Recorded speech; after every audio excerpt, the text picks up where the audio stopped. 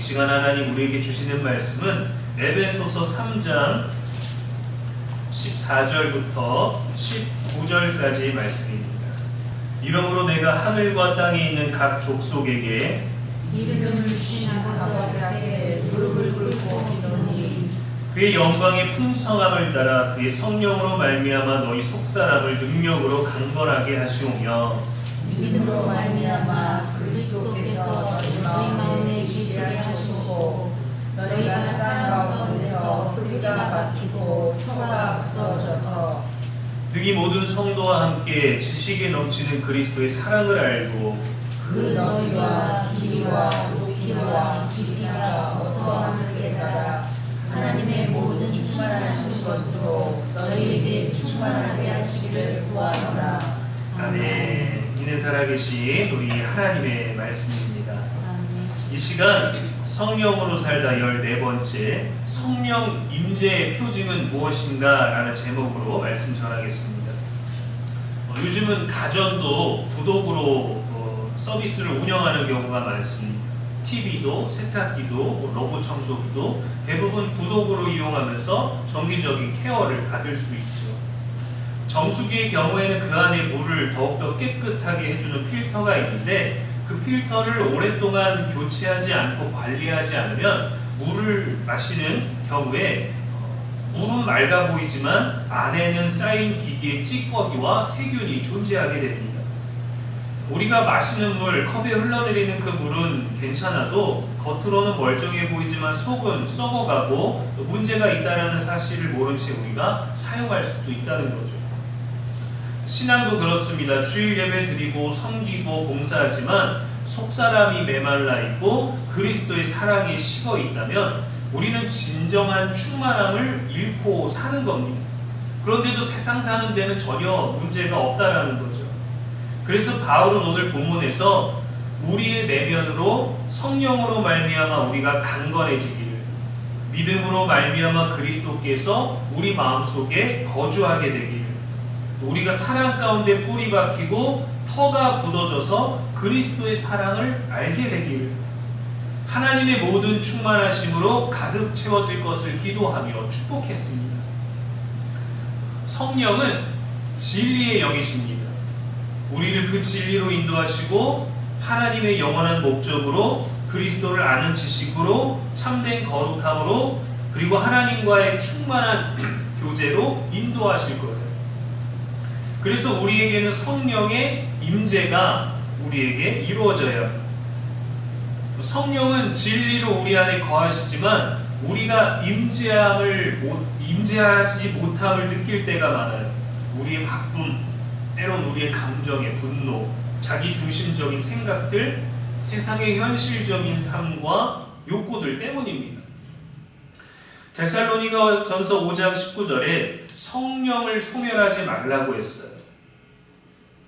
그럼 성령이 우리 안에 임재하심은 무엇으로 우리가 알 수 있을까요? 16절 말씀에 성령으로 말미암아 너희 속사람을 능력으로 강건하게 하시오며 라고 했습니다. 성령의 임재는 어떤 능력이나 우리가 감정이 아닌 속사람의 강건함으로 증명되는 거예요. 성령 충만은 아무것도 열망하지 않아도 되는 충족한 상태가 아닙니다. 고린도 후서 4장 16절의 말씀에 우리의 겉사람은 낡아지나 속사람은 날로 새로워지도다 했어요. 예수님도 세례를 받으시고 성령으로 충만하게 되신 후에 유혹과 순종에 관한 배움을 통하여서 완전하게 되기 위해 계속해서 나아가셔야 했습니다. 우리도 믿음 때문에 막혀서 돌아서는 게 아니라 그런 모든 것들을 뛰어넘고 극복하고 이겨내고 인내하고 참아내면서 믿음으로 나아가야 됩니다. 신앙은 멈추는 게 아니라 나아가는 거예요. 우리가 멈추거나 돌아서야 할 때는 딱 하나, 하나님의 뜻과 다를 때입니다. 시험 앞에서도 흔들리지 않고 사랑하기 어려운 사람에게도 자비를 베풀고 낙심 속에서도 감사함으로 기도하며 일어서는 것, 이러한 내면에 흔들리지 않는 강건함을 통해서 우리 안에 성령이 계시다는 것을 보여주는 증거가 되는 거예요. 속사람의 강건함이란 무엇일까요? 속사람의 강건함은 단순히 마음이 단단해지는 수준을 넘어서 성령께서 우리 안에 내주하심으로 인하여서 우리가 어떤 상황에도 어떤 사건에도 하나님을 바라보는 내적 힘을 말하는 거예요. 환경에 반응하지 않고 여전히 하나님 우리에게 주신 말씀과 소망을 따라 살아갈 수 있는 영적인 중심, 영적인 평정심을 말합니다. 2001년 미국이 9.11 테러를 당했을 당시에 대통령이었던 부시가 초등학교에서 아이들에게 책을 읽어주는 행사가 있었어요. 교실로 들어가기 전에 첫 번째 비행기가 타워에 충돌했다라는 소식을 들었고, 아이들과 교실에 앉아서 책을 읽으면서 수업을 하고 있을 때 또 다른 비행기가 두 번째 타워에 충돌했다, 미국이 공격받고 있다라는 소식을 듣습니다. 당시에 그의 마음을 인터뷰했던 후에 인터뷰를 했는데 평정심을 유지해야겠다라는 마음을 먹고 있었다라는 거예요. 그 장면이 유튜브에도 많이 돌아다니고 있는데 그 소식을 이제 관리한테 듣고 있자마자 아이들 앞에서 선생님 옆에 서 있을 때 아무렇지도 않은 표정으로 고개만 살짝 끄덕이는 영상이 있습니다. 사람들이 그의 소식을 들었던 그 순간에 그 평정심에 대해서 존경을 표했어요. 후에 이 부시 대통령이 보복에 대한 미국의 공식 입장을 밝혔을 때 얼마나 전 세계 나라들이 무서워했는지 중국이나 러시아, 심지어 북한까지도 먼저 나서서 자기들이 하지 않았다라고 해명부터 했었습니다. 그가 뭔가 버럭했기 때문에, 그가 감정을 표출했기 때문이 아니라 오히려 평정심을 유지하고 있기 때문에 더 무서웠다라는 거예요. 배신, 실패, 사기, 보복과 같은 갑작스러운 소식을 우리가 듣게 되면 손이 떨리고 당황하게 됩니다. 그럴 때 요동하지 않고 침착하게 행동하는 것만이 아니라 우리는 신앙인이기 때문에 성령의 인도로 여전히 선하신 하나님을 바라보며 거룩함에서 벗어나고 있지 않는 상태가 바로 속사람의 강건함입니다. 시대의 정신보다 하나님의 뜻에 따라 사는 사람이에요. 우리가 현실의 삶이 힘들어지면 믿음이 더 자라날 것 같지만 사실 믿음이 연약해지기 마련입니다. 믿음으로 인해서 우리는 뭔가를 기대하는데 그 기대가 늘 충족되지 않기 때문이에요. 말씀은 성령으로 충만하라 하고 우리가 성령으로 충만하기 전에 다른 무언가를 충만하게 하기를 바라기 때문이거든요. 그런데 바로 오늘 말씀은 그것에 대해 얘기해 주는 겁니다. 속사람의 강건함은 내가 하나님에게서 시선이 옮겨지는 그 어려움을 겪었을 때 그래도 하나님께 시선을 두는 겁니다. 내 내면이 강건해지는 것은 바로 그것이고 그게 뿌리를 내리고 털을 붙이는 거예요. 성령은 우리 안에 내주하시면서 무엇을 완성하실까요? 17절 말씀에 믿음으로 말미암아 그리스도께서 너희 마음에 계시게 하시옵고 사랑 가운데서 뿌리가 박히고 터가 굳어지게 합니다. 성령이 하시는 가장 위대한 일은 그리스도의 사랑으로 우리를 충만하게 하시는 거예요. 그 사랑의 뿌리를 내릴 때에 그리스도의 사랑으로 뿌리를 자라나게 할 때에 미워하는 마음이 사랑으로 바뀌고 상처를 안고도 용서할 수 있는 힘이 생기는 거죠. 로마서 5장 5절 말씀에 우리에게 주신 성령으로 말미암아 하나님의 사랑이 우리 마음에 부은 바 됨이라 했어요. 성령으로 부어지는 겁니다. 우리 안에 있는 그리스도의 생명은 바로 사랑입니다. 사랑은 하나님 주신 귀한 감정이고 우리에 대해서 하나님이 알게 하시기 위해서 사랑이 무엇인지를 알게 하시기 위해서 먼저 시작하신 놀라우신 사건이고 하나님과 인간이 공유하는 동일한 성품 중에 하나입니다. 사랑은 육적이고 영적인 삶 속에서 가장 중요한 최고의 요소예요. 요한일서 4장 8절에 사랑하지 아니하는 자는 하나님을 알지 못하나니 이는 하나님은 사랑이시라라고 사랑에 대해 정의했습니다. 우리 안에 거하시는 성령을 통해서 우리 안에 거하시는 하나님의 아들은 오직 하나님의 사랑을 우리에게 가져다 주신 거예요. 성령이 우리 안에 임재한다, 우리의 속사람이 강건하다는 것은 그분이 우리 안에 거하시며 하늘로부터 아버지 하나님과의 교제 속에서 우리 안에 그분의 사랑을 충만하게 하시는 겁니다. 이 사랑 때문에 흔들리지 않게 되는 거죠. 사랑이 신뢰하게 하고, 사랑이 붙잡게 하고, 사랑이 오래 참게 하고, 사랑이 견디게 하고, 사랑이 절제하게 하는 것이죠.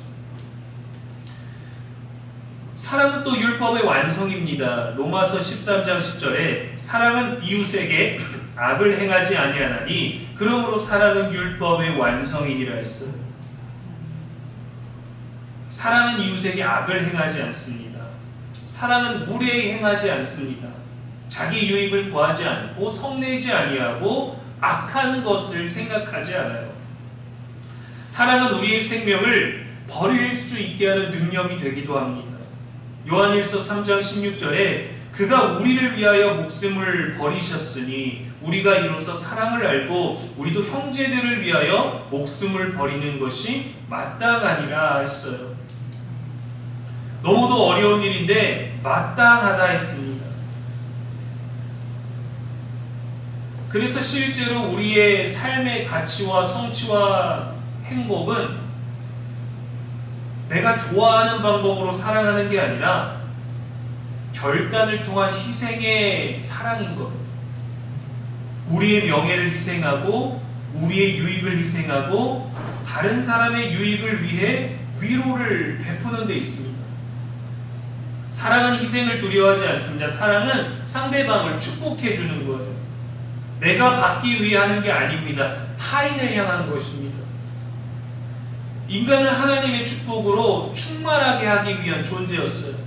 사람의 인생은 하나님의 축복과 하나님의 소망과 하나님이 주시는 모든 충만함으로 아름답게 살기 위한 존재였습니다. 이러한 거룩한 목적이 죄에 의해서 좌절되고 말았죠. 하나님의 충만함, 하나님이 우리를 충만케 하시는 그 충만함 대신에 자신과 세상으로 충만해졌어요. 죄는 사랑에 대한 우리의 눈을 멀게 했습니다. 사랑이 왜곡되어 버렸어요. 내 사랑을 받아주지 않아서 복수하고 사람을 희생하게 하고 내가 원하는 사랑을 주지 않는다고 받지도 않는다고 사람에게 보복을 하고 가족이든 자녀든 아내든 부모든 형제든 칼로 찌르고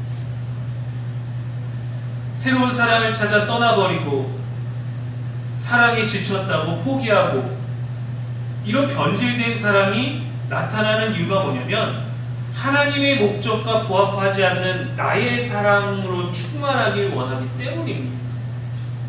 그 사람도 처음엔 아름다웠을 거예요. 그 사람도 처음에는 괜찮았을 거예요. 그 사람도 처음엔 설레고 행복했을 겁니다. 세상을 다 가진 것 같았을 겁니다. 그러나 사랑은 우리가 아니라 하나님이시거든요. 사랑은 우리에게서 시작되는 게 아니라 하나님이 사랑이시거든요. 그분의 사랑을 알지 못하면 그 어떤 사랑도 우리는 완성될 수 없는 거예요. 우리의 사랑은 그럼 어떤 모습이어야 할까요? 사랑은 하나님이 선물로 주신 아름다운 감정이지만 감정보다는 결단입니다. 이웃을 내 몸처럼 사랑하는 결단, 말과 혀로만 아니라 행함과 진실함으로 행하는 결단, 오래 참음으로 서로 용납해야 되는 결단, 모든 것을 참으며 믿으며 견디는 결단. 그리스도의 사랑을 닮은 희생적인 결단이 있어야 돼요. 자다가 아이가 끙끙거리는 걸 듣고 부모가 일어나서 아이에게 가는 것, 부모에게 능력이 있어서 그렇습니까? 아닙니다. 사랑이 있어서 그래요. 그래서 그 사랑으로 나를 희생하는 겁니다. 사랑이 자다가도 움직이게 만드는 거예요. 내가 잠이 깨야 되지만, 내가 피곤해야 되지만 사랑이 나를 움직이게 하고 사랑이 내 무거운 몸을 이끌고 사랑이 더 많은 나의 잠을 희생하게 하는 것이죠. 설마 뭐 나중에 내가 보상받아야 되니까 지금 챙겨줘야 되겠다 이런 마음으로 움직이는 부모가 있다면 그건 사랑이 아니겠죠. 정원사가 죽어가는 나무를 살려보겠다고 애를 썼습니다. 가지도 다듬고 잎도 닦아주고 영양제도 줬지만 아무 소용이 없었어요. 뿌리가 썩었기 때문입니다. 겉으로는 괜찮아 보였지만 썩어가는 그 무언가가 들어갔을 때 이미 살릴 수가 없을 만큼 뿌리 없는, 우리의 신앙도 그럴 수 있어요. 뿌리 없는 신앙, 뿌리 없는 사랑은 결국 메마르게 되어 있습니다. 성령은 우리 안에 이 그리스도의 사랑이라는 뿌리를 다시 내려주시고 우리를 늘 새롭게 해주십니다. 그래서 남을 바꾸지 않고 내가 바뀌어야 돼요. 남을 바꿀 수 없을 때 바뀌지 않는 그것을 받아들일 수 있는 사람으로 내가 성장해야 됩니다. 그리고 그것은 나 중심의 변화가 아니라 이타적인 변화가 되어야 돼요. 그것이 바로 사랑이고 그 사랑은 결단이 필요하고 그 결단은 희생이에요.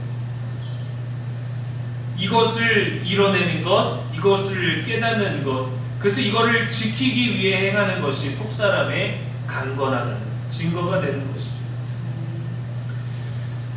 우리에게 어떠한 하나님의 사랑의 흔적이 증표가 있을까요? 집을 떠난 탐자가 돌아왔을 때 그거 봐라 내가 뭘 했니 하지 않으시고 이제 왔구나 어서 와라 오늘아 수고했다라고 기다려주신 사랑, 가늠한 여인을 정죄하지 않으시고 나도 너를 정죄하지 않으니 다시는 죄를 짓지 말라 하신 죄 가운데도 용서하시고 품으시고 기회를 주시는 사랑, 많은 헌금을 내는 부자 옆에서 2렙돈을 드린 과부를 향해 가장 많이 가장 귀한 것을 드렸다 하시고 기뻐하시며 세밀하게 살피시는 사랑,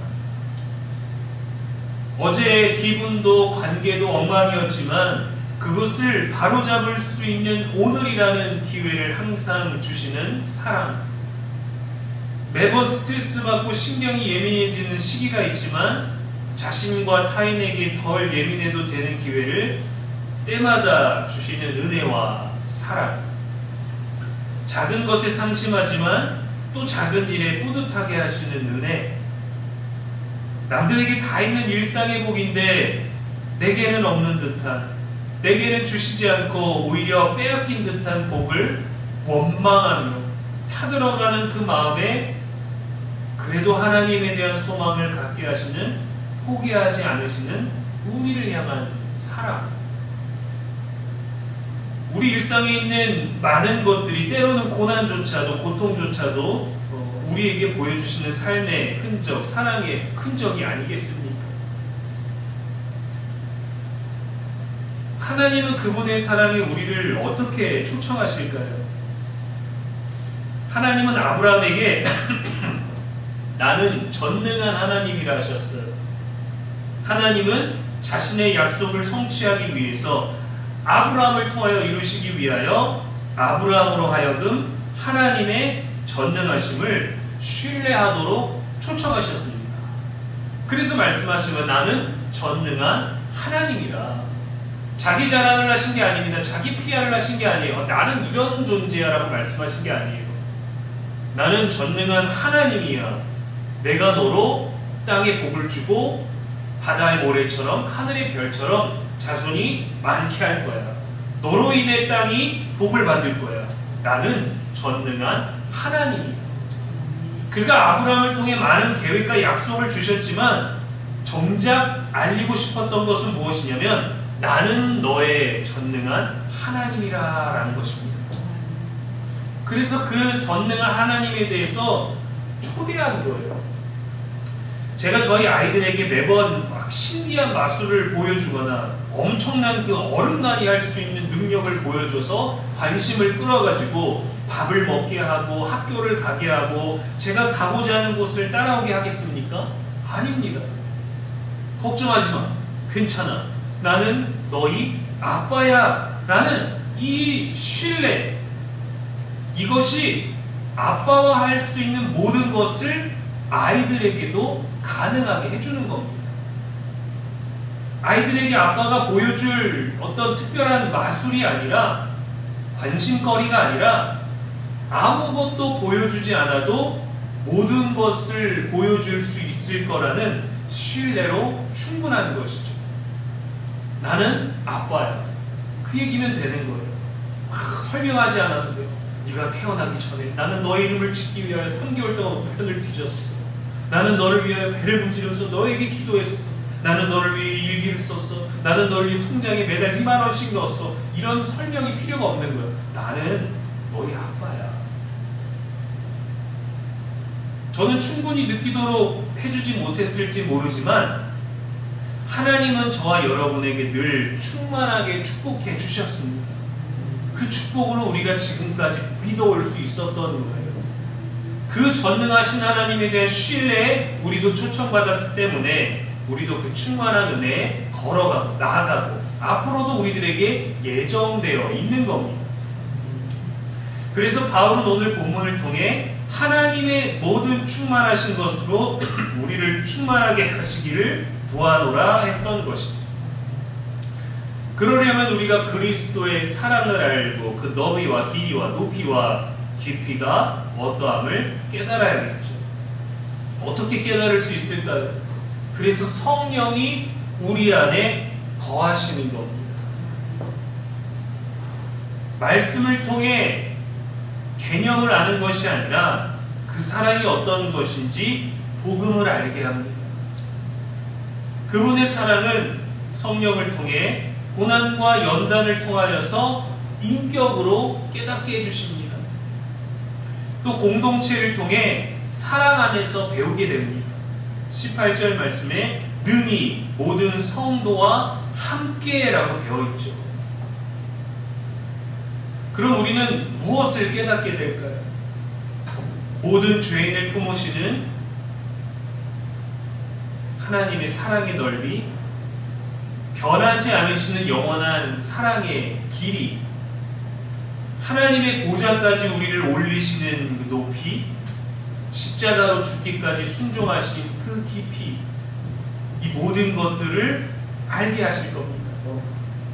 그래서 성령이 모든 것들을 깨닫게 해주시고 충만하게 하시기 위해서 우리 안에 거하시는 거고, 우리는 먼저 성령으로 충만해야 되는 거죠. 나와 세상으로 충만하면 메마르게 되는 거예요. 속사람의 강건함이 말라버리는 거예요. 우리 안에 서로 다른 감정들이 있잖아요. 기억들이 있잖아요. 경험들이 있잖아요. 나만의 분노, 나만의 걱정, 나만의 염려, 나만의 고통, 나만의 기쁨과 나만의 감사가 있지만 우리가 서로 함께 삶을 공유할수록 서로를 위한 중보가 많아지고 이해가 넓어지고 공감이 깊어지고 품어지는 사랑의 너비가 확장되는 능력과 기회를 주신 거예요. 교회라는 공동체를 통하여서 오직 사랑을 통해서 말이죠. 사랑이 없으면 관심을 주지 못합니다. 사랑은 결단이 희생을 위해 움직일 수 있는 이타적인 에너지. 저와 여러분의 속사람이 그리스도의 사랑으로 더욱 강건하여지기를 축복합니다. 성령의 임재를 사랑으로 증명할 수 있기를 축복합니다. 그리스도 안에 뿌리 내려 사랑을 행하고 선을 행하는 성령이 내주하시는 것이 너무도 충만한 그 속사람이 강건한 주님의 제자가 될 수 있기를 주님의 이름으로 간절히 축원합니다. 기도하겠습니다. 하나님 아버지, 우리 안에 성령으로 충만하게 임재하여 주시고 속사람이 날마다 새로워지게 하옵소서. 그리스도의 사랑 안에 뿌리를 내리게 하시고 사랑이 희생이 되며 사랑이 결단이 되고 그래서 사랑이 능력이 되게 하옵소서. 우리 삶이 하나님의 충만하게 하심으로 채워지게 하시고 우리를 통해 그리스도의 사랑이 흘러가고 증명되게 하시며 그리스도의 사랑으로 그 순간이 가장 아름답게 충만하다는 것을 늘 고백하는 기회가 더 많아지는 우리가 되게 하여 주옵소서. 우리의 영원한 소망이 되시는 예수님의 이름으로 기도합니다. 아멘.